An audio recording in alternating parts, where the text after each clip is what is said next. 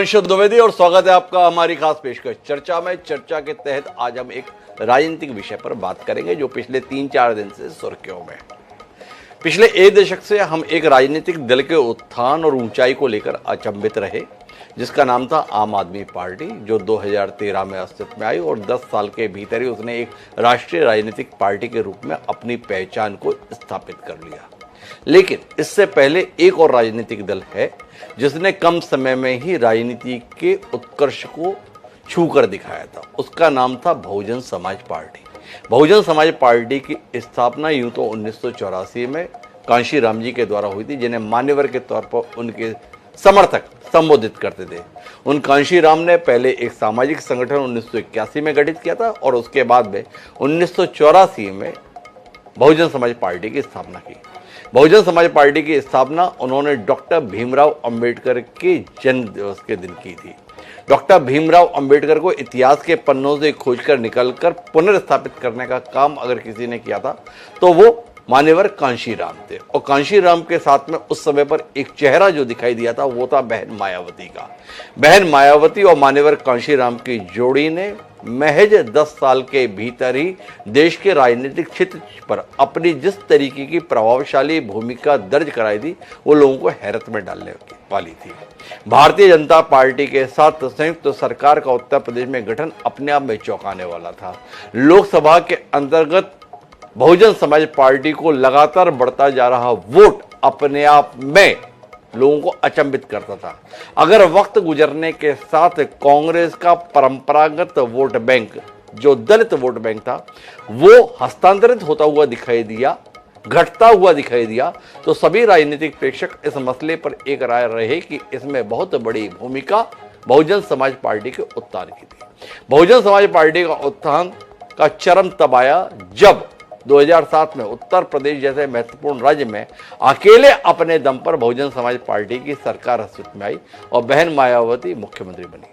पर उसके बाद से जो कहानी है और खासकर पिछले एक दशक से जो कहानी है वो बहुजन समाज पार्टी के साल दर साल क्षरण की है। अब बहुजन समाज पार्टी चुनाव जीतती नहीं है। अब बहुजन समाज पार्टी के हिस्से में जीत आती नहीं है।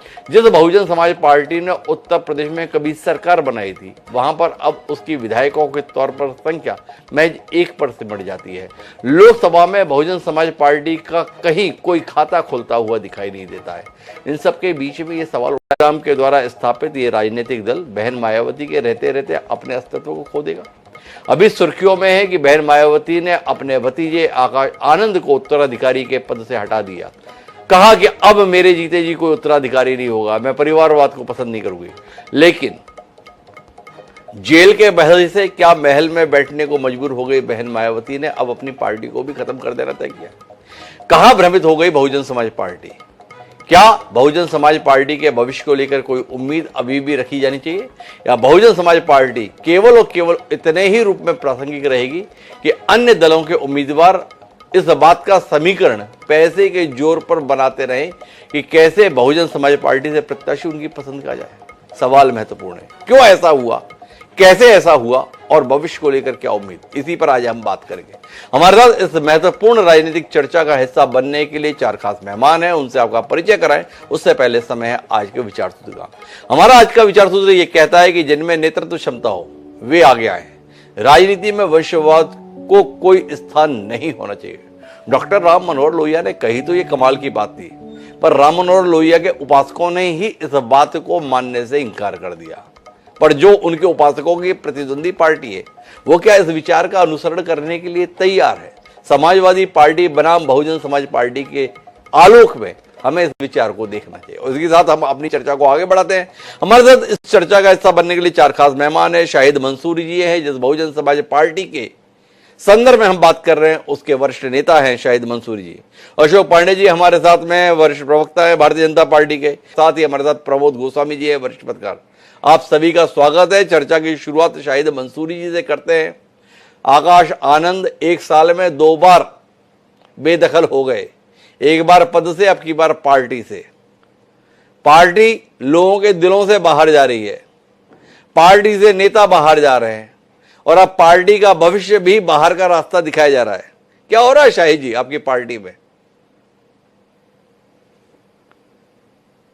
से हटाने की बात, ये पहली बार थोड़ी ना हुआ है।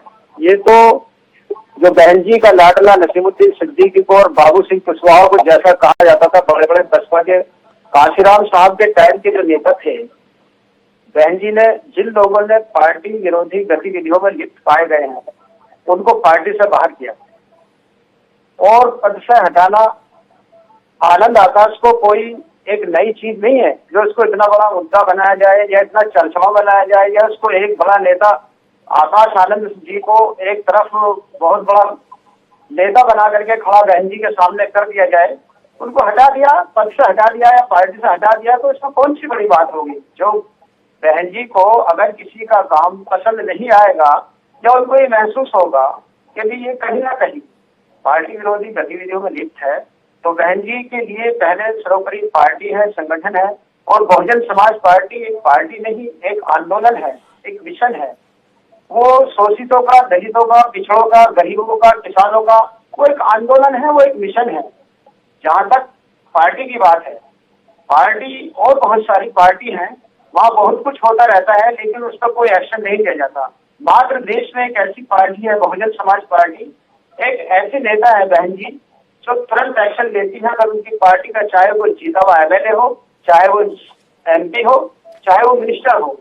उन्होंने अपनी सरकारों में भी देखा होगा आपने, 100 कुछ टिकट बहन जी ने जो जीते हुए प्रत्याशी थे विधानसभा के, उनके टिकट काट दिए थे। बहन जी को जो गलत लगता है वो तुरंत एक्शन लेती है, चाहे उनका सगा भाई हो, सगा भतीजा हो, इसमें कोई। अरे शाहिद जी, हमें आकाश आनंद के भविष्य को लेकर ना तो कोई दिलचस्पी है और उन्हें क्यों हटाया इस पर भी हमारा सवाल नहीं है। हमारा सवाल को समझने की कोशिश कीजिए। जिस बहुजन समाज पार्टी ने उत्तर प्रदेश में 2007 में अपने दम पर सरकार बनाई थी, उस बहुजन समाज पार्टी की आज उत्तर प्रदेश विधानसभा में जो 400 से ऊपर सदस्य संख्या है, महज एक विधायक की मौजूदगी है। हमारा सवाल इस बात को लेकर है कि जिस बहुजन समाज पार्टी को एक बड़ी राजनीतिक ताकत के तौर पर देखा जाता था, उसका एक भी प्रतिनिधि आज लोकसभा में नहीं है।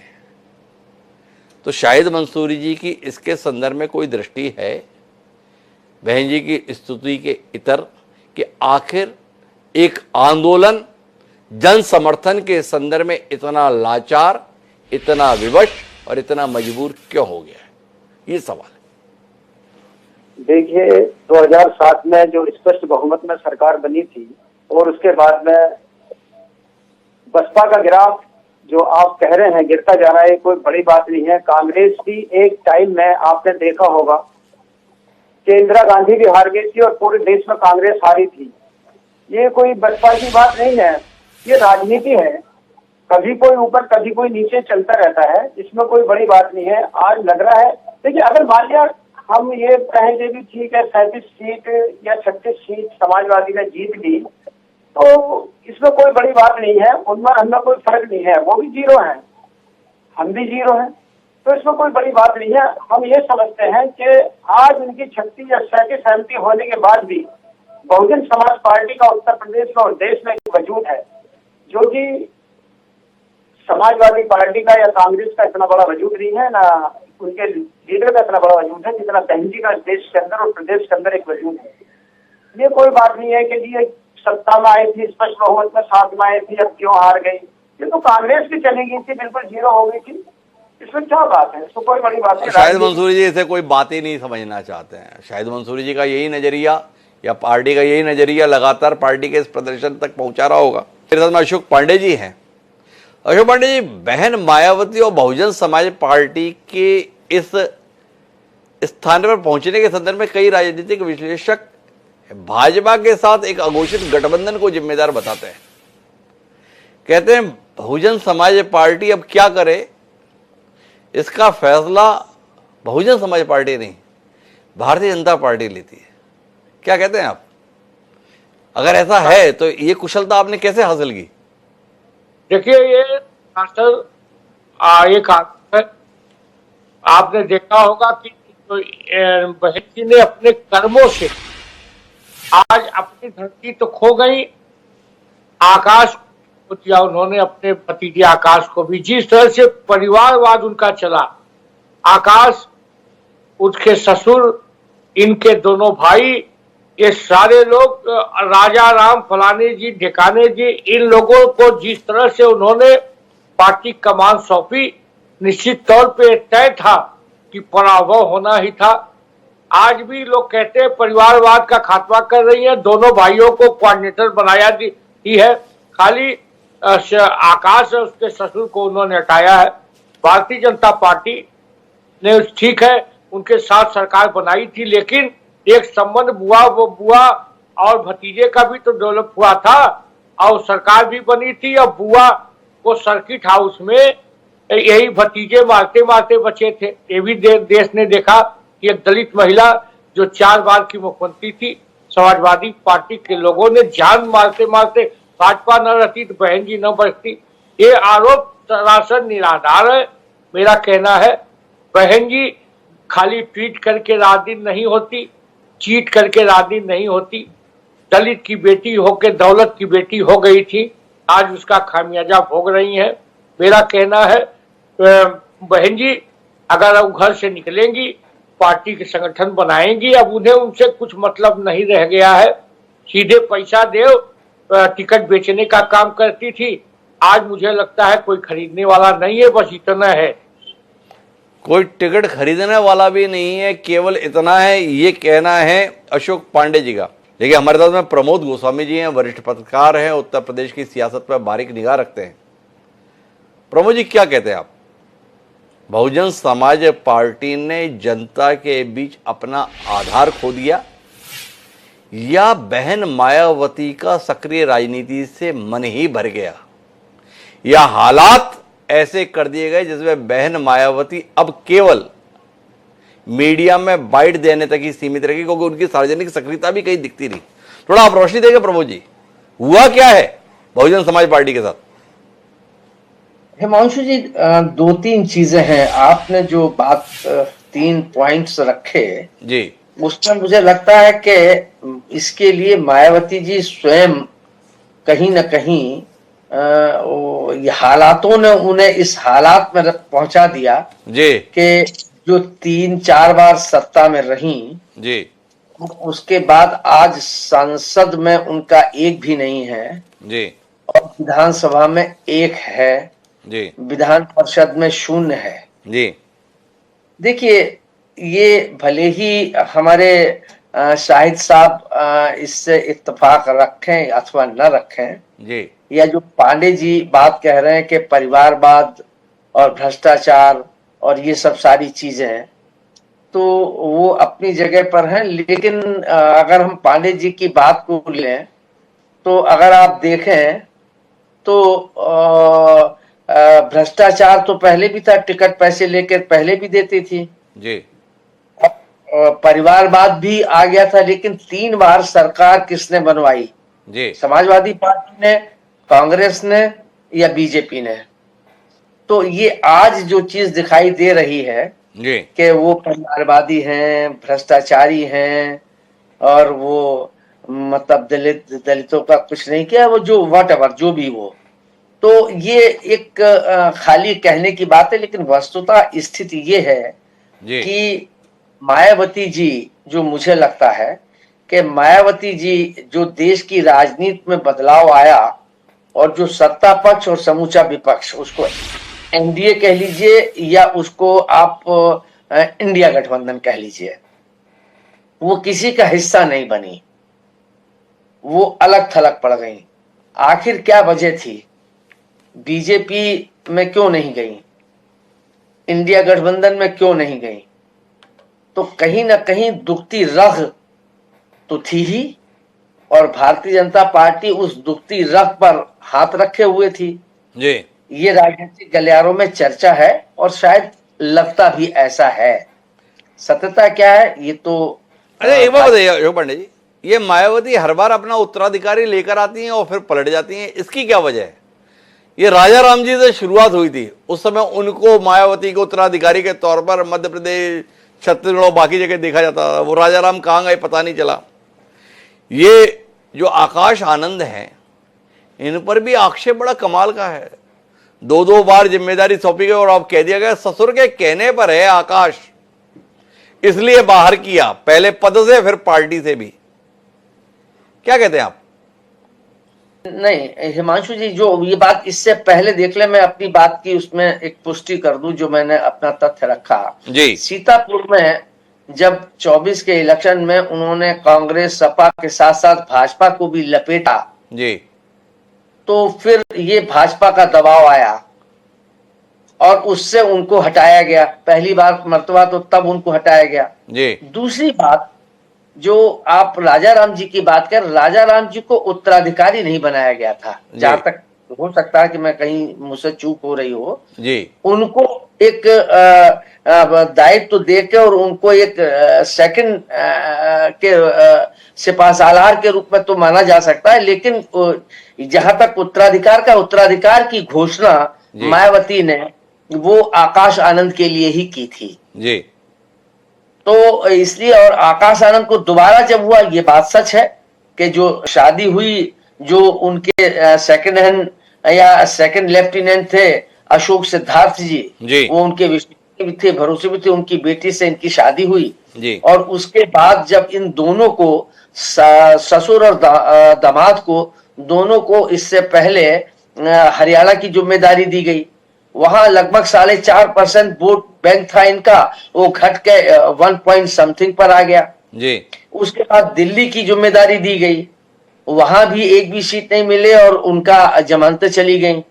महत्वपूर्ण बात यह थी कि ये कहा जाता है कि दिल्ली के चुनाव में विशेष रूप से उन्होंने वहां ये संदेश आम कार्यकर्ताओं को, पार्टी के नेताओं को देने की कोशिश अशोक सिद्धार्थ ने ये की कि अब मतलब उत्तराधिकारी मेरा दामाद है जी। अब मतलब क्या जो टर्म्स एंड कंडीशंस हैं, जो बात है वो हमारे हिसाब से चलनी चाहिए जी। ये चीज मायावती तक पहुंच गई। मायावती के बारे में सब लोग बहुत अच्छी तरीके से जानते हैं कि बहुत एरोगेंट है जी।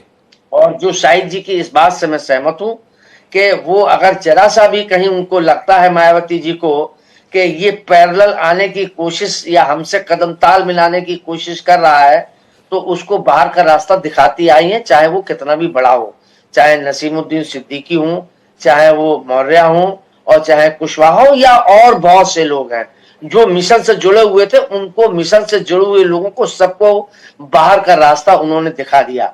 तो ये उनके लिए भी चुनौती थी जब उनको ये लगता है कि अशोक सिद्धार्थ अपनी बेटी को ब्याहने के बाद हमारे भतीजे को तोड़ के और वो कहीं ना कहीं हमसे ही कदम ताल मिला के चलने की कोशिश कर रहे हैं, शायद ये उसका दुष्परिणाम है। ये उसका दुष्परिणाम है। लेकिन मैं वापस लौट कर आता हूं शाहिद मंसूरी जी, राज हो तो राज की बंदर माट के लिए संघर्ष भी हो। यहां तो फाके की स्थिति है, पल्ले में कुछ है नहीं, इसके बावजूद भी झगड़ा इस कदर। तो दो विषयों पर आपसे दृष्टि चाहिए। आप ये कह के बच लेना चाहते हो कि कांग्रेस भी ऐसी स्थिति थी, तो क्या कांग्रेस आपके लिए रोल मॉडल हो गई है? कांग्रेस जैसी बदहाल हुई, शायद मंसूरी का कहना है हम भी वैसे ही बदहाल होने के लिए मचल रहे हैं, या आपकी कोई दृष्टि है कि जिस दलित आंदोलन को मान्यवर कांशी राम ने नई ऊंचाई दी थी और बहन मायावती भी अपने दम पर स्वतंत्र रूप से उत्तर प्रदेश जैसे महत्वपूर्ण राज्य में सरकार बनाने में सफल रही थी, उस पार्टी का देश और प्रदेश में ये बुरा हाल क्यों हो रखा है? इस पर कोई दृष्टि देना चाहेंगे? या पार्टी मर्यादा में चलते आपका कहना है कि मुझे अपनी स्थिति आकाश आनंद की नहीं करनी है, भाई मुझे बख्शो? जी जी जी, आप ये कैसे कह सकते हैं कि पल्ले में कुछ नहीं है? आप ये बताइए कि अगर हमारे पल्ले में कुछ नहीं है, बहुजन समाज पार्टी को आप हमारी पार्टी को बिल्कुल जीरो मानते हैं, तो फिर आपने देखा होगा कि जितने भी लोग गठबंधन की बात करते हैं और बहन जी के पास आते हैं, बहन जी अपनी शर्तें उनके सामने रखते हैं, जो कि वो नहीं उन शर्तों को मानने के तैयार नहीं होते और भाग जाते हैं। और बहन जी उनकी शर्तों पर तो गठबंधन करेंगी नहीं। बहन जी गरीबों की पार्टी, ये बहुजन समाज पार्टी दलितों की पार्टी है, गरीबों की पार्टी है, वंचितों की पार्टी है, किसानों की पार्टी। मैं फिर कह रहा हूँ आपसे, अगर इन लोगों की शर्तों पर गठबंधन करके सरकार बना भी दी, तो ये लोग अपनी शर्तों पर पार्टी गठबंधन सरकार को चलवाएंगे, जो कि बहन जी को न पहले बर्दाश्त हुआ था आपने देखा होगा पहले भी गठबंधन में एक सरकार बनी थी कल्याण सिंह के साथ, वो अपनी शर्तों पे बहन जी को चलाना चाहते थे, लेकिन बहन जी ने उनकी शर्तों पे सरकार नहीं चलाई और 6 महीने में आपने देखा कि सरकार उनको गिरानी पड़ी। तो इसलिए आप ये बताइए कि देश में इतना मजबूत संगठन कौन सी पार्टी का है? हमारे पास भले एक विधायक है या सांसद नहीं है, तो हम इससे ना तो घबराए हुए हैं और हमारा कॉन्फिडेंस बहुत अप है। हमें ये अफसोस है कि हमारा अरे मंसूर जी, मैं और खुलकर बात करता हूं। देखिए, एक दौर बहन मायावती और मान्यवर कांशीराम का हमने वो देखा जिसमें बहुजन समाज पार्टी के टिकट पर भी प्रत्याशी चुनाव जीत जाते थे। बहुजन समाज पार्टी का टिकट कुछ विधानसभा क्षेत्रों के संदर्भ में जीत की गारंटी में तब्दील हो गया था। पर बदलते वक्त के साथ अब बहुजन समाज पार्टी का टिकट अन्य दल के उम्मीदवार के लिए जीत की उम्मीद जगाने या मिटाने वाला रह गया है। अन्य दलों के प्रत्याशी अपनी उम्मीदवारी के साथ में ये समीकरण बिठाने की कोशिश करते हैं कि बहुजन समाज पार्टी का प्रत्याशी कौन हो जाए, किस जाति का, किस धर्म विशेष का हो जाए। क्या आपको नहीं लगता है कि दलित अस्मिता के साथ उभार लेने वाली पार्टी वक्त के साथ जो इन उम्मीदों का सौदा करने लगी, उसने आपको इस स्थिति में ला दिया? देखिए, जहां तक अदर दलों की बात है, वो क्या चाहते हैं ये तो मैं नहीं बता सकता, उनके दिल में क्या चलता है या वो क्या चाहते हैं। लेकिन सच्चाई ये है कि जहां तक बहन जी का अपना मानना है या अपना पार्टी को चलाने का सिस्टम है, वो सब पार्टियों से और सब नेताओं से अलग है। वो एक अलग बात है कि अभी दौर हमारा थोड़ा सा हल्का चल रहा है। ये दौर तो आता और जाता रहता है, कोई बात नहीं है इसकी। लेकिन अब हुआ क्या है, इस देश में राजनीति थोड़ी सी बदली है।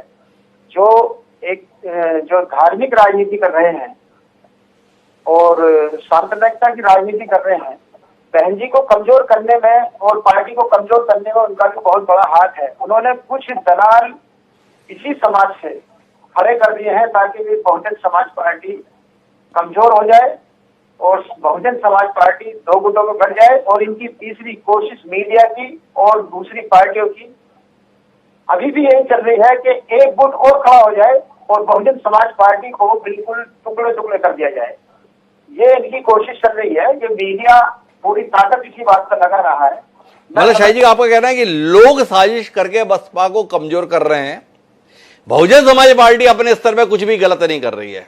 बहन मायावती लगातार सक्रिय हैं, जनता के बीच जा रही हैं, रोज उनके दौरे रहते हैं, जनसभाएं रहती हैं, जनसंपर्क रहता है। आज इस प्रदेश में, कल उस प्रदेश में, परसों उस प्रदेश में, मतलब परिश्रम की पराकाष्ठा कर रखी है। ऐसा कुछ है शाही जी? पर लोग तो बताते हैं बहन जी तो आजकल महल से बाहर ही नहीं आती। नहीं, आप ये देखिए, जब बहन जी के आदेश पर जितने कार्यकर्ता हैं हमारे जी पूरे देश में, मात्र एक हमारी जो ये बहन मायावती है, एक मात्र अकेली नेता है, बाकी सब कार्यकर्ता हैं।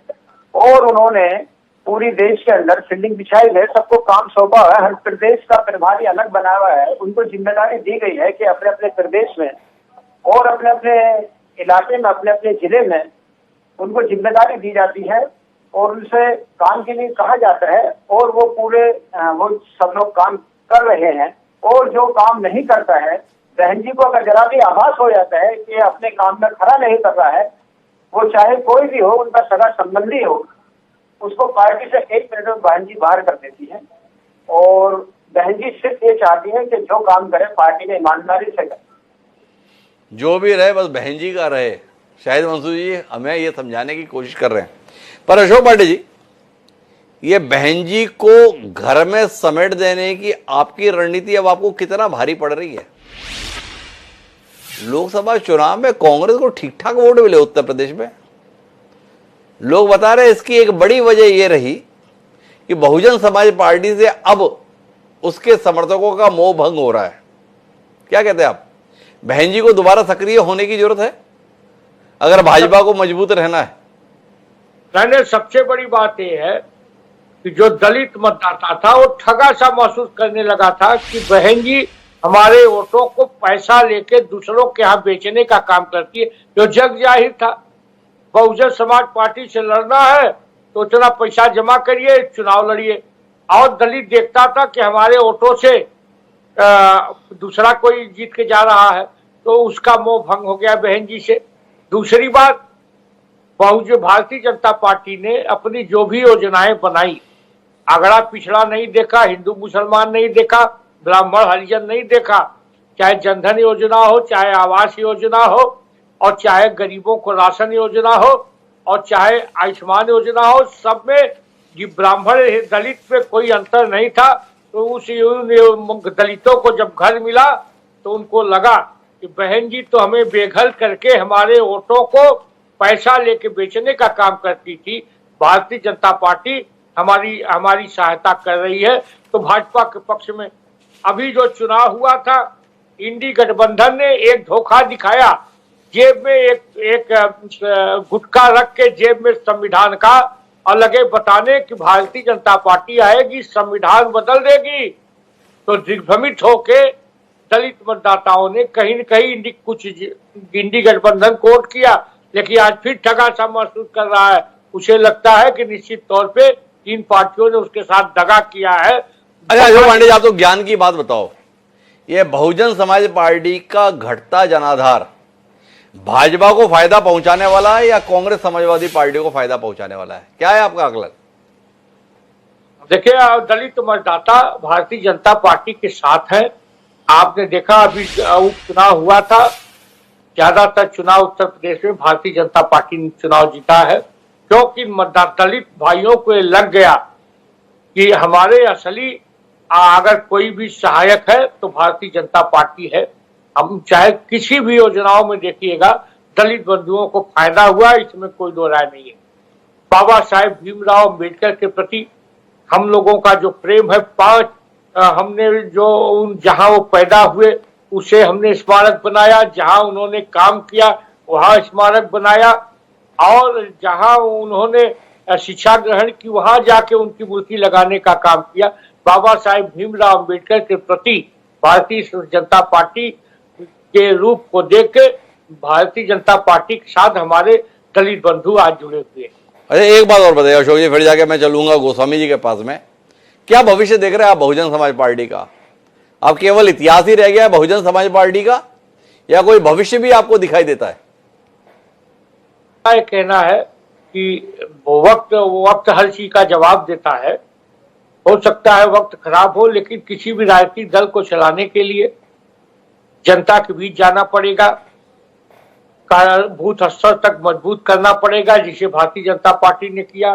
और आपको बहुजन समाज पार्टी को अपने दूसरे कतार के नेताओं को भी आगे लाना पड़ेगा। बहन जी ने कोई दूसरा कतार तय नहीं किया। बहन जी सड़क से घर से बाहर निकलती नहीं, खाली ट्वीट करती है। बहन जी घर में बैठे बैठे जान लेती है कौन हमारा हरियाणा में विरोध कर रहा है, कौन चाइना में विरोध कर रहा है। मेरा कहना है बहन जी घर से बाहर निकले। अगर घर से बाहर निकलेंगी, आंदोलन करेंगी, प्रदर्शन करेंगी, हो सकता है जनता फिर से एक बार उनके ऊपर ध्यान दे, वरना ऐसे ही वो अंदर बैठे बैठे धीरे धीरे अपना वजूद खो देंगे। मेरे साथ में यश भारती जी जुड़ गए हैं, समाजवादी पार्टी के प्रखर प्रवक्ता हैं। यश भारती जी, स्वागत है आपका। बदलते रंग अस्तित्व की जंग, ये हमारा विषय है। क्या देख रहे हैं बहुजन समाज पार्टी का भविष्य? आपने बसपा को इस हालत में पहुंचा दिया कि जिस बसपा की स्वतंत्र रूप से सरकार थी उत्तर प्रदेश में, उसकी अब महज एक सीट है विधानसभा में, या भाजपा ने बसपा को इस हालत में ला दिया? या आपका मानना है कि बसपा ने खुद को अपने आप को इस हालत में ला दिया? क्या है आपका आकलन अपने इस प्रमुख राजनीतिक दल के संदर्भ में? बड़े अच्छे रिश्ते रहे हैं अतीत में आपके, बुआ भतीजे की चर्चाएं बहुत रही देश की सियासत में। यश जी। डॉक्टर हिमांशु जी, मैं भी भारतीय जनता पार्टी के प्रवक्ता को सुन रहा था और मुझे बड़ा आश्चर्य लग रहा था कि वो डिबेट में भी बड़ा मजाक कर लेते हैं वो ये कह रहे थे बहुत सारे नेता बनाने पड़ेंगे बहुजन समाज पार्टी को, बहन जी को घर से निकलना पड़ेगा, आगे आना पड़ेगा। तो मुझे बड़ा अच्छा लग रहा था, मजाक में, कि मनोरंजन भी कर रहे हैं वो। तो मतलब वो भारतीय जनता पार्टी जो केवल ये कहती है, दूसरी पार्टियों से नाम पूछती है कि बताओ मोदी का विकल्प कौन, मोदी के बाद कौन, मोदी के अलावा इस दुनिया में कोई बचा ही नहीं जो नेता कहलाए। वो पार्टी ये कह रही है कि दूसरी पार्टियों को नेता बनाने पड़ेंगे, जो सारे नेताओं को खत्म करके एक मैन वन मैन शो चला रही है, लोकतंत्र को राजतंत्र की तरफ ले जा रही है। वो भारतीय जनता पार्टी के प्रवक्ता ये कह रहे हैं कि नेता बनाने पड़ेंगे। छात्र राजनीति पूरी तरीके से समाप्त कर चुकी वो भारतीय जनता पार्टी, जहां जहां इनकी सरकारें हैं, जो कॉलेजों में, यूनिवर्सिटियों में जो चुनाव होते थे वो पूरी तरीके से खत्म कर चुके। जहां से छात्र नेता बना करते थे, नई पीढ़ी नेता बना करती थी, राजनीति में आती थी, अच्छाई बुराई समझती थी, वो खत्म करने वाली राजनीति। बताइए, नई राजनीति की बात करें, ऐसा मनोरंजन कर रहे हैं भारतीय जनता पार्टी के साथी। अच्छा लगा, ऐसा मनोरंजन भी होता रहना चाहिए ताकि हम लोग तनाव मुक्त रहें। और मोदी जी तो मन की बात करते ही है तनाव मुक्त करने के लिए, टीवी में दिखते हैं, भले रेडियो पे बोलते हैं। अच्छा, मैं यश जी एक बात जानना चाहूंगा, बातचीत मेरी बहन मायावती जी पर थी, बातचीत मेरी बहुजन समाज पार्टी पर थी, आपकी पूरी की पूरी तकरीर जो है वो भाजपा और मोदी जी पर रही। इतने मोदी फोबिया से आप ग्रसित क्यों हो गए? फोबिया नहीं है, ये तो आकर्षण है। जिनका डंका बज रहा है दुनिया में, उनका आकर्षण नहीं होगा जी। जंजीरों में अपने भारतीयों को वापस बुलाते हैं, ऐसा डंका बजता, अमेरिका डर जाता है, अपना प्लेन भेजता है, जंजीरों में भेज के सुरक्षित रहे लोग। तो उन डंका बजे मुझे भी डरना ही पड़ेगा। नहीं, बुलडोजर तो मेरा भी घर है, मेरा भी मकान है जी, तो फोबिया नहीं होगा, एक डर होता है, डर के सामने रहना पड़ता है। अब बहुजन समाज पार्टी पे अगर हम लोग बात करें, तो बहुजन समाज पार्टी जब हमारा गठबंधन हुआ, हमने खत्म करने का काम नहीं किया। हमने बहुजन एकता को, मान्यवर काशीराम जी की विचारधारा को, बाबा साहब की विचारधारा को मिलजुल करके आगे बढ़ाने का काम किया। 2019 में जो हमारा गठबंधन हुआ, हमने बराबर की सीट दी। यहां तक कि बहन मायावती जी ने जो सीटें मांगी वो सीटें देने का काम किया। हर तरीके जब समझौता होता है तो एक को झुकना पड़ता है और एक को साथ में लेके चलना पड़ता है। हमने झुकने का काम किया, सब जगह चीज करी। अब ये सवाल बहन मायावती जी से उठता है कि जब उन्होंने प्रेस कॉन्फ्रेंस करके गठबंधन को तोड़ा, तब तो उन्हें माननीय अखिलेश यादव जी अच्छे लग रहे थे, माननीय डिंपल यादव जी अच्छी लग रही थी, उनकी तारीफ कर रही थी कि बहुत सम्मान दिया अखिलेश यादव जी ने, डिंपल यादव जी ने। फिर अगली कुछ प्रेस कॉन्फ्रेंसों में उन्होंने आलोचना शुरू कर दी। तो जब गठबंधन आपने खत्म किया तब आप तारीफ कर रहे थे, फिर गठबंधन खत्म क्यों हुआ, इस बात का जवाब आज भी नहीं है। उसी तरीके से अपने भतीजे को, आनंद को उत्तराधिकारी बनाया, कोई दबाव नहीं था किसी का कि उत्तराधिकारी आप किस करके उनको हटा दिया। फिर 4 दिन बाद फिर मैच्योर समझ के फिर बना दिया, फिर अनमैच्योर समझ के हटाया, फिर 1 दिन बाद पार्टी से निकाल दिया, फिर ये ससुर पे आरोप लगाए, फिर उनके पिता को जिम्मेदारी दिया, पिता को भी हटा दिया। तो ये, और जिस तरीके से इनका टिकट वितरण होता है, ऐसा लगता है कि मान्यवर काशीराम जी और बाबा साहब की विचारधारा से हट के कहीं से रिमोट कंट्रोलिंग हो रही है। स्क्रिप्ट कहीं और लिखाया जा रही है और एक्ट कहीं और हो रहा है। तो ये एक्ट जो हो रहा है ये स्क्रिप्टेड कहीं और है, ये रिमोट कहीं और से चलाया जा रहा है। और तो रिमोट कहीं और है यश जी, तो आपका आकलन क्या है? बहुजन समाज पार्टी, जिसका देश में एक समय 6-7% वोट बैंक चला गया था, उत्तर प्रदेश के संदर्भ में 30% वोट बैंक तक चला गया था, वो देश में 2%, उत्तर प्रदेश में 7% पर सिमट गया। ये वोट कहां जा रहा है? भाजपा के पास, कांग्रेस के पास, समाजवादी पार्टी के पास, या पता नहीं किसके पास? देखिए, वर्तमान दौर में मान्यवर काशीराम जी की, बाबा साहब की, लोहिया जी की, तमाम हमारे महापुरुषों की विचारधारा को लेकर के चलने का काम माननीय अखिलेश यादव जी समाजवादी पार्टी कर रही है। पीडीए की अवधारणा के साथ में एक नई अवधारणा लोकतंत्र में माननीय अखिलेश यादव जी ने पीडीए की लिखी है। उसमें पिछड़ा, दलित, आदिवासी, अल्पसंख्यक, आदि आबादी, वो अगड़े जो वंचित हो रहे हैं अपने हक अधिकार से, उन सबको हक अधिकार दिलाने का काम माननीय अखिलेश यादव जी कर रहे हैं और मुख्य धारा में लाने का काम कर रहे हैं। हक अधिकार की जहां लड़ाई आएगी माननीय अखिलेश यादव जी लड़ रहे हैं, उसका परिणाम दिख रहा है, उसका परिणाम दिख रहा है। तो यश भारती जी का कहना है कि बसपा सिकुड़ रही अपने कारणों से और उसके कारण से विस्तार हो रहा समाजवादी पार्टी का। अशोक पांडे जी कुछ कहना चाह रहे थे, वो उनका हस्तक्षेप सुनते हैं और फिर प्रमोद गोस्वामी जी की टिप्पणी लेते हैं। कि डॉक्टर राम मनोहर लोहिया कहते थे पूरा समाज हमारा परिवार है, अब अखिलेश कहते पूरा परिवार है हमारा समाज है। राम गोपाल, चंद्रपाल, शिवपाल, धर्मेंद्र, डिंपल, परमेंद्र, और ये चुटकुला सुना रहे थे, अभी इनको हंसी आ रही थी, जनता हंसती है। एक परिवार के लोग डॉक्टर लोहिया का अरे लेकिन दिक्कत ये है ना अशोक पांडे जी, जनता हंसते हंसते लोकसभा में 37 सीटें भी समाजवादी पार्टी को दे देती है। थोड़ा विचार कीजिएगा ना, बड़ी दिक्कत है ये, हंसते हंसते में इतनी सीट आ जाना। लेकिन मेरे साथ में प्रमोद गोस्वामी जी हैं। गोस्वामी जी, मायावती जी का ये कहना है कि पार्टी के खिलाफ काम हो रहा था इसलिए कदम उठाया। आप इससे इत्तेफाक रखते हैं या आप मानते हैं कि मायावती जी का अब स्वयं का तौर तरीका ही पार्टी और आंदोलन के खिलाफ हो गया है? वो शायद स्वयं ही अपनी पार्टी को खत्म कर देने के लिए प्रयत्नशील हैं, इसलिए इस किस्म के कदम उठा रहे हैं, इस किस्म के फैसले ले रही हैं। निश्चित रूप से हिमांशु जी, ये आत्मघाती निर्णय हो रहा है और इसके लिए वो खुद दोषी हैं। जो मैंने पहले भी ये बात कही कि वो अपने कार्यकर्ताओं नेता को सेकंड लाइन बनाई नहीं, और सेकंड लाइन जब परिवार के लोगों को बनाने की कोशिश की तो कदम ताल से चलने नहीं दिया। ये उनकी अपनी विडंबना है, उनकी अपनी राजनीतिक सोच है जिसका नुकसान है। और आप जो स्थिति अभी जो शाहिद साहब ने एक बात कही कि धार्मिक राजनीति हो रही है, तो शाहिद साहब अगर आपको ध्यान हो तो ये बीएसपी दलित मिशन को लेके चली थी, और जब शुरुआत की थी तो उस समय यही नारा था चुनाव में, तीर तराजू और तलवार। लेकिन उसके बाद उस पर सत्ता नहीं मिली और समझा कि ये तीर तराजू और तलवार से सत्ता नहीं मिलने वाली है, तो उसके बाद फिर उन्होंने पलटी मारी, और उसके बाद वो हाथी नहीं गणेश है, ब्रह्मा विष्णु महेश है। तो ये जो सत्ता की राजनीति है इसको स्वीकार करिए, इससे आप क्यों बचते हैं? दलित राजनीति की बात करते हैं, फिर सत्ता की राजनीति पे टूट पड़ते हैं। तो ये जो दोहरे मापदंड हैं ये सबसे बड़ी है। और दूसरी जो पार्टी की कमजोरी के कारण जो आप कह रहे थे, आप ये बताइए कि एक सीट विधानसभा में, लोकसभा में 0 है, आपका मत प्रतिशत कहां आ गया? जो 20% था वो 7-8% पे आ गया। तो इसके लिए कौन दोषी है? न भाजपा दोषी है, न सपा दोषी है, न कौन दोषी? उसके लिए तो आपकी अपनी नीतियां, आपकी अपनी नीतियां दोषी हैं। शाहिद जी कुछ कहना चाह रहे थे? जी शाहिद जी, हर तरफ से जो बात निकल कर आ रही है ना, बहन जी जो बसपा को उत्कर्ष पर ले जाने में सबसे बड़ी भूमिका निभाई, भारतीय जनता पार्टी और समाजवादी पार्टी का मुकाबला करते हुए 2007 में बहुजन समाज पार्टी ने जब स्पष्ट बहुमत हासिल किया, उस समय मान्यवर कांशीराम दुनिया में नहीं थे। वो बहन मायावती आज किस हालत में है?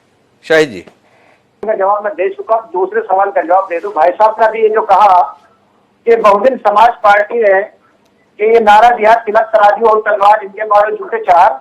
आप ये बताइए कि बहन जी ने कौन से मंच से कहा या कांशीराम साहब ने किस मंच से कहा? अब देखिए नेट का जमाना है, अब वो कोई भी नारा कितना भी पुराना हो और कितना भी पुराना स्टेटमेंट हो वो सब सामने आ जाता है। आप मुझे एक भी नारा बहन जी ने अगर मंच से कहा है या साहब कांशीराम साहब ने कहा है मंच से, तो देखो मंसूरी साहब, प्रमोद गोस्वामी जी है होशियार आदमी, उन्होंने केवल तीर तराजू और तलवार तक ही बोला था। अगली लाइन तो उन्होंने अपने मुंह से निकाली नहीं, वो लाइन तो आपने निकाली। आप वो लाइन कहां से लेकर आए पहले तो आप ये बताओ। प्रमोद जी ने तो बोली नहीं ये लाइन। तो लाइन नहीं बोली, इसको मैं वापस लेता हूँ। अगर मैंने उसको कहा है तो वो लाइन के लिए मैं क्षमा चाहता हूँ। लेकिन ये तीर तराजू और तलवार का जो नारा भाई साहब ने बताया है कि बहन जी ने नारा बोला, तो आप मुझे बताइए किस मंच से बोला, दिखाइए नेट पर निकाल करके आप। जी मैं मान जाऊंगा जी। ऐसा ये प्रोपेगेंडा ये हमारे इन लोगों ने, अदर पार्टी वालों ने फैलाया था। ऐसा नहीं है। हमारी तो सर्व समाज की पार्टी है, सर्वजन हिताय सर्वजन सुखाय की पार्टी है। हमारा नारा हमेशा रहता है सर्वजन हिताय सर्वजन सुखाय। हम ये नारा क्यों बोलेंगे? ये तो सभी को साथ में लेकर के सत्ता में लोग आते हैं। ऐसे नहीं है कि हम किसी को एक समुदाय के बारे में गलत बोलेंगे, क्यों बोलेंगे? अरे पर शाहिद जी आप तो ये बात बताओ कि आप तो सबको साथ लेकर चलने वाले लोग थे, आपके अपने भी साथ नहीं रह पा रहे, ऐसी हालत क्यों हो गई आपकी? भाई मैंने क्या बताया अभी आपको, ये राजनीति है, इसमें हो जाता है। इसमें क्या क्या सोचना है कि ये हालत क्यों हो गई? अब बताइए, क्या 4 बार समाजवादी की सत्ता नहीं रही? जी। कांग्रेस 70 साल से राज नहीं किया। आज कांग्रेस कहाँ है? जिसकी 2 सीट आती थी भाजपा की, आज भारतीय जनता पार्टी कहाँ है? ये कोई सोचने वाली बात नहीं है, या कोई इस पर इतना मंथन करने की जरूरत नहीं है कि अरे कैसी बात कर रहे हो मंसूरी साहब, इस सब पे विचार करना पड़ता है, तभी ऐसी सफलता आती है। जब भारतीय जनता पार्टी की 2 सीटें आई तो बहुत सोच विचार किए, बहुत मंथन किए, फिर अलग अलग नुस्खे निकाले और उसके माध्यम से यहां तक अपने आप को पहुंचा लिए। तो कुल मिलाकर आदमी अपनी असफलताओं से सीखता है, ये बुजुर्गों ने कहा है। आप नहीं सीखना चाहते क्या? कहीं ना कहीं हमारे कार्यकर्ताओं से मिस्टेक हुई है, कहीं ना कहीं हम लोगों से कहीं ना कहीं खामी हुई है। ये मैं इस बात को मानता हूँ, कहीं ना कहीं हम लोगों से, हमारे कार्यकर्ताओं से खामी हुई है। अच्छा, तो अब आप शाही जी ये बताओ कि जो उत्तराधिकारी घोषित किए गए थे उनको हटाया तो माने भाई गलती है, पर फिर दोबारा ला दिए और फिर 6 महीने में हटा दिए। तो ऐसी बार बार गलती करने वाले नेता के खिलाफ कोई कार्रवाई क्यों नहीं करते आप? क्या आपको नहीं लगता अब मायावती जी सही निर्णय लेने में सक्षम नहीं रही है, अब उनका विकल्प पार्टी को खोजना चाहिए? आप तो व्यक्ति परक नहीं है ना, आप तो आंदोलन है। तो क्या शायद मंसूरी जी को लगता है कि अब नए नेता की जरूरत है, नए नेतृत्व की बहुजन समाज पार्टी को जरूरत है, क्योंकि पार्टी भी बचानी है और आंदोलन भी बचाना है? देखिए, बहन जी सुप्रीमो है, और सुप्रीमो जो नाम लिया गया वो सिर्फ देश के अंदर नेता के लिए, बहन जी के लिए लिया गया। किसी सिपाही की हिम्मत है कोई बड़े अधिकारी से, कप्तान से पूछ ले मुझे क्यों हटा दिया गया, मेरा ट्रांसफर यहाँ से यहाँ क्यों कर दिया गया? कप्तान की मर्जी है, बहन जी की मर्जी है। उन्होंने बना के देखा, उन्होंने देखा कि अभी इस लायक नहीं है, फिर उसको बना दिया, देखा कि अभी नहीं कर सकता अभी काम। मतलब लोकतंत्र नहीं है, राजतंत्र चल रहा है। किसकी हिम्मत है? कौन होता है सवाल करने वाला? किसकी इतनी हिम्मत? ऐसा कहना चाहते शायद जी? आपके दल में लोकतंत्र नहीं है, हम खामखा में आपको लोकतांत्रिक मान रहे थे। संगठन में लोकतंत्र की बात कहाँ से आ गई? जो लीडर होता है, देखिए जो लीडर होता है, जो नेता होता है, वो सर्वोपरि होता है, उसकी बात माननी पड़ती है। बहन जी ने आकाश आनंद को हटा दिया, आनंद जी को बना, फिर आनंद जी को हटा दिया, तो उसमें राम जी गौतम जी को जो है अब उनको जिम्मेदारी दी है, या उनको उनकी मर्जी है वो किसको उत्तराधिकारी बनाएंगे। ये कोई बात नहीं है कि उसको क्यों हटा दिया। और रही हमारे भविष्य की बात, बहुजन समाज पार्टी का भविष्य तो हमें दिख रहा है कि चर्चाएं हमारे सारे जितने चैनल हैं, सारे के सारे चैनल बहुजन समाज पार्टी का तो जिक्र कर रहे हैं, या तो भाजपा का कर रहे हैं या बहुजन समाज पार्टी का कर रहे हैं। ये तो भविष्य दिख रहा है, 36 सीटों वालों का तो नहीं कर तो रहे। शायद जी को भविष्य दिखाई दे रहा है बहुजन समाज पार्टी का। यश भारती जी कुछ हस्तक्षेप करने जा रहे हैं। जी यश जी। देखिए, दो चीजें हैं जो मैंने कहा ना कि कहीं ना कहीं से स्क्रिप्ट कहीं लिखी जा रही है और चीजें कहीं और हो रही है। जिन राम जी गौतम जी का अभी हमारे साथी बहुजन समाज पार्टी की बात कर रहे थे, गधे पे बैठा करके मुंह पे कालिक पहना के माला, जूतों की माला पहनाई गई राजस्थान में बहुजन समाज पार्टी के कार्यालय में, और वहां के प्रदेश अध्यक्ष ने ये काम किया और प्रदेश अध्यक्ष के साथ भी यही रवैया अपनाया बहुजन समाज पार्टी के कार्यकर्ता ने। क्यों? क्योंकि वहां पे टिकट वितरण किसी और के कहने पे किया जा रहा था, बहुजन समाज पार्टी में नहीं वितरण हो रहा था। ये जो स्क्रिप्ट लिखी जा रही है कहीं ना कहीं, मैं एक उदाहरण और दूंगा। मध्य प्रदेश के अंदर जब दिग्विजय सिंह जी की सरकार थी, मायावती जी ने एक बड़ा सभा करी थी, पैदल चल करके दूर दराज से कार्यकर्ता आया था, और इतनी ऐतिहासिक सभा, मैं जिम्मेदारी के साथ कह रहा हूं, नरेंद्र मोदी जी की भी भोपाल में आज तक नहीं हुई होगी, मध्य प्रदेश की राजधानी में। लेकिन जिस दिन सभा और उस समय प्रदेश अध्यक्ष थे फूल सिंह बरैया, और वो ऐतिहासिक सभा देख के मायावती जी डर गई, घबरा गई, या दूसरी जगह से उनको स्क्रिप्ट आ गई, फूल सिंह बरैया जी को 2 दिन बाद हटा दिया। मतलब जिसने ऐतिहासिक कार्यक्रम किया उसको आप 2 दिन बाद हटा देते हैं। आरोप क्या लगाया कि फूल सिंह बरैया ने झंडे चोरी कर लिए, पार्टी के झंडे चोरी का आरोप लगा के उनको पार्टी से निकाल दिया। तो कितना आश्चर्यजनक मामला लगता है कि झंडा चोरी करना, और जिसने ऐतिहासिक कार्यक्रम किया और उसको आप पार्टी से निकाल दिया। अच्छा ये बताओ यश भारती जी, जब इतनी कमाल की जानकारियां आपके पास में है, ये दिग्विजय सिंह मुख्यमंत्री थे 1993 से 2003 तक, तब मायावती दूसरी जगह की लिखी हुई स्क्रिप्ट के अनुसार काम कर रही थी आपके अनुसार। अब आप ज्ञान की बात ये बताओ, ये समाजवादी पार्टी के साथ गठबंधन की स्क्रिप्ट कहां से लिखकर आई थी जिसमें आपने उनके साथ समझौता किया था? ये जानने में हमारी दिलचस्पी है।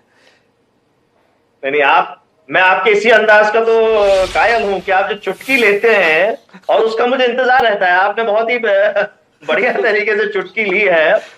देखिए, माननीय अखिलेश यादव जी का बड़प्पन था, तमाम दूरियां जो बनी बैठी थी बहुजन लोगों के साथ में, जो कहीं ना कहीं शोषित है, वंचित है, उनके साथ में बड़ा दिल करके मायावती जी के साथ आए, जो दूरियां बनी उनको दूरियां खत्म करने का काम किया, इसीलिए बराबर की सीट दी। जिस पार्टी के पास एक भी सांसद नहीं था और गिने चुने विधायक थे, उसके साथ में बराबर की सीट देना, उनकी पसंद की सीट देना और सारी चीजें की, क्योंकि जो वोटर था, जो विचारधारा वाला था, वो भटक रहा था, वो सब एक साथ आए और भारतीय जनता पार्टी के खिलाफ खड़े हों। लेकिन वो खिलाफत में मायावती जी की तरफ से वो खिलाफत दिखी नहीं। जिस तरीके से टिकट का वितरण हुआ, जिसमें खुद बहुजन समाज पार्टी के लोग दुखी थे, हमारे साथी शाहिद मंसूरी जी बसपा के यहाँ प्रतिनिधि के रूप में बैठे हैं, कल बैठे होंगे कि नहीं बैठे होंगे ये गारंटी उनके अंदर भी नहीं है, क्योंकि ऑफिशियल प्रवक्ता बहुजन समाज पार्टी में कोई घोषित नहीं है। कहीं ऐसी बात पे कार्रवाई हो जाए। अच्छा, इनके यहाँ घोषित नहीं है, पर आप ये बताओ, ये अखिलेश यादव का बड़प्पन भविष्य में भी जोर मार सकता है क्या? क्या बुआ जी के साथ भतीजा फिर आ सकता है क्या? बीच में हम बयान कहीं देख रहे थे, हम बहन मायावती जी के लिए अभी भी तैयार हैं, ऐसा भाभी जी बोल रही थी। वो डिंपल यादव जी नाम है शायद, उनका ऐसा कुछ बयान था। क्या कह रहे हैं यशवी? अभी भी बड़प्पन बचा हुआ है बहन जी के संदर्भ में आप लोगों का?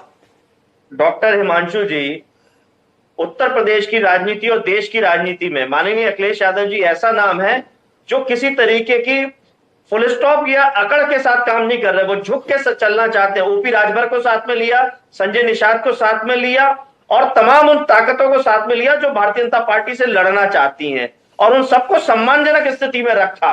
लेकिन आप देख लें जिन जिन को सम्मान दिया और उन्होंने क्या किया। आज ओपी तो एक आखिरी टिप्पणी करो यश जी, आपने बड़ी महत्वपूर्ण बात कही कि अखिलेश यादव उन सबको साथ लेना चाहते हैं जो भारतीय जनता पार्टी के खिलाफ लड़ना चाहती हैं।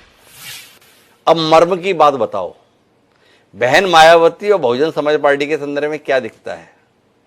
भाजपा से लड़ना चाहती हैं या भाजपा के अनुसार चलना चाहती हैं? मैंने वर्तमान दौर तो दिख रहा है।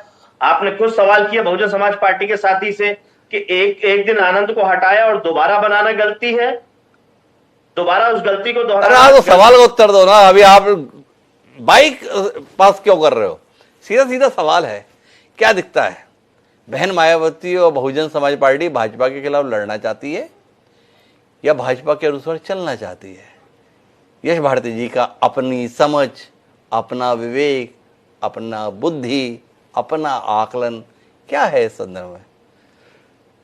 डॉक्टर हिमांशु जी, बड़ा स्पष्ट है, माननीय अखिलेश यादव जी और समाजवादी पार्टी का हर कार्यकर्ता भारतीय जनता पार्टी की तानाशाही से लड़ना चाहता है, संविधान की लड़ाई लड़ना चाहता है, आरक्षण की लड़ाई लड़ना चाहता है, लोकतंत्र को मजबूत देखना चाहता है, संविधान को और मजबूत देखना चाहता है, और उस लड़ाई के लिए जो भी लड़ेगा उसके साथ खड़े होने में हमें कोई सबसे लड़ना चाहता है, लेकिन बहुजन समाज पार्टी पर टिप्पणी करने से बचना चाहता है। हमें यश भारती जी ने सीधे सीधे तौर पर अपनी दलील से यह समझा दिया। यही बहुजन समाज पार्टी की ताकत है। बहुजन समाज पार्टी के पास भले ही अभी विधानसभा में सीटें नहीं है, लोकसभा में बिल्कुल भी सीटें नहीं है, वोट प्रतिशत भी गिरा हुआ है, लेकिन कहीं ना कहीं अभी भी मायावती के संदर्भ में करिश्मे की संभावनाएं बरकरार हैं। इसलिए हर राजनीतिक दल बहन मायावती के साथ अपना तार जोड़े रखना चाहता है, पर बहन मायावती जिनके तार अपने मतदाताओं से जुड़े हुए थे, उन तारों को कब तक संभाल कर रख पाएंगे, ये सवाल है। क्या वक्त के साथ बहन मायावती अपने तारों को मजबूत करेंगी या उनके तारों के टूटने का समय आ गया? आने वाला समय इसका उत्तर देगा। आज सभी मेहमानों का धन्यवाद इस दिलचस्प राजनीतिक चर्चा का हिस्सा बनने के लिए। समय है अब आज के शेर का। परिवारवाद की बात है तो एक शेर हमारे साथ है। शायर कहता है कि विरासतों का दौर चलता रहा, विरासतों का दौर चलता रहा, मका वही रहा पर मालिक बदलता रहा। देखें बहुजन समाज पार्टी की मलकियत किसके हिस्से आती है। बहन मायावती ने कहा है कि वो परिवारवाद की समर्थक नहीं है। अतीत उनके इस कथन की पुष्टि नहीं करता, पर क्या भविष्य उनके कथन के अनुसार कदम उठाते हुए दिखाएगा? हमें उनके कदमों पर निगाह रखनी होगी। हम रखेंगे और समय आने पर आपको बताएंगे। बहरहाल अब मुझे दी याद, कल फिर मिलते हैं नए विषय के साथ। सदा प्रणाम।